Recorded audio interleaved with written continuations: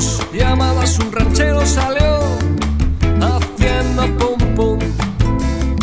Manuel Guzmán de milagro escapó a la danza de las balas. Tras un matorral intentó dialogar con ese sheriff de Jones.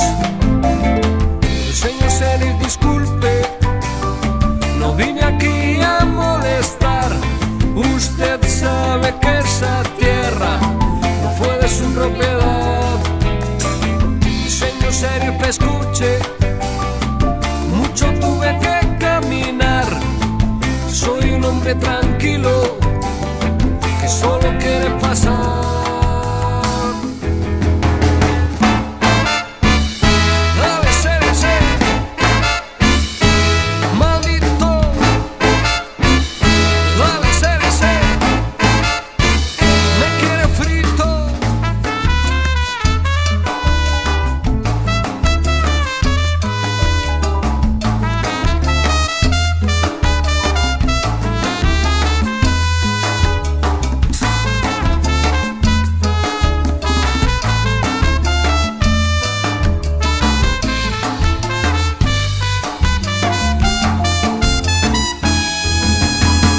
El sheriff Jones nada pudo escuchar con tanto disparo.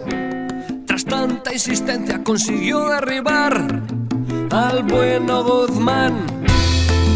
Como un espectro su espíritu salió dirección al rancho y muy veloz consiguió atravesar la puerta de Jones. Señor sheriff, disculpe, no vine aquí a molestar. Usted sabe que esta tierra no fue de su propiedad.